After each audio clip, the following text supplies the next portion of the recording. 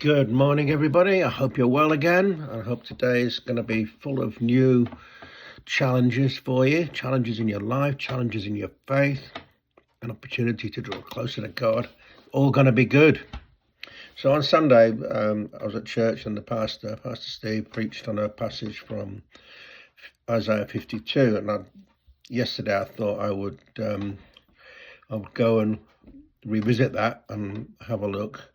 But before I got to 52, I came across this one in Isaiah 46. And the word says this: Bel bows down, Nebo stoops, their idols are on beasts and livestock.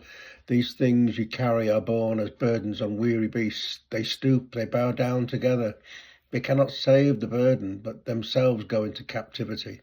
Isaiah 46, 1-2. That's from the ESV version. The context here is that Cyrus, the king of Persia, has freed the Jews from Babylonian captivity, and he's allowing them to go home, which is very gracious of him. And it appears that God motivated the spirit of Cyrus and allowed the Jews to return home. So we know that God often uses people who don't follow him to achieve his ends, because you only get to work with the material you've got, right? So Bel was the Babylonian sun god, and Nebo was his son, who was the god of literature, writing, and learning. So when Cyrus freed the Jews, he also took many Babylonians hostage, included in the images of their gods, and their gods were thus disgraced and shown to be ineffective. Because if you were a powerful, all-seeing, all-knowing God, you wouldn't allow that to happen, would you? But that's exactly what happened. And the passage continues: Listen to me, O house of Jacob, all the remnant of the house of Israel, who have been born by me from before your birth, carried from the womb, even to your old age. I am he, and to grey hairs I will carry you. I have made and I will bear, I will carry and will save. That's 46 verses 3-4. Now God assures his people that he continues to care for them from birth to death and all the situations in between.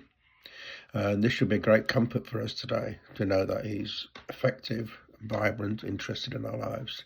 My main point about this passage is this: we surround ourselves with many false gods, possessions, addictions, money, people. You need to think about that one, people. All serve no purpose other than to gratify our base needs. All of them can be carried off to captivity, that is removed from us.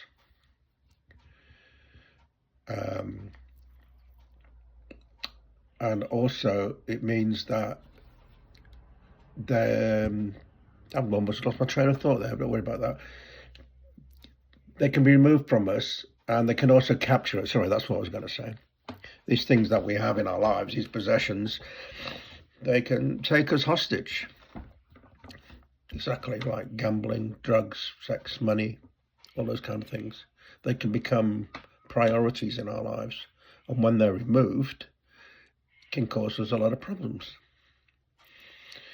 So God shows us that worshipping false gods is never going to end up well. Never, ever going to end up well. They're ineffective.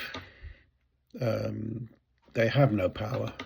They only exist to be worshipped with offerings, like sacrifices. They have no existence within themselves. They're not like Yahweh God, who is in himself the creator, the all-powerful, who does intervene, who is active, who is alert, interested, who is motivated to help us. These gods that were carried into captivity by Cyrus were none of those things. They were just wooden idols, gold idols, silver idols. They had some monetary value, I suppose, but they had no other value other than to ensnare and captivate the people. God shows us that he can use those like Cyrus, who are not his followers, in order to achieve his ends. And the freeing of the Jewish captives and also the freeing of ourselves from our sin and circumstances.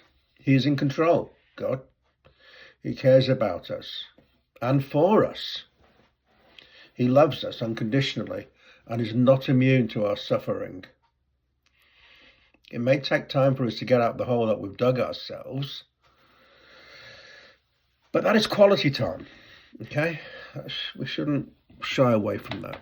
That is quality time. It is a time we get to learn about ourselves, our flaws and our weaknesses, our vices, what we cherish and love the most.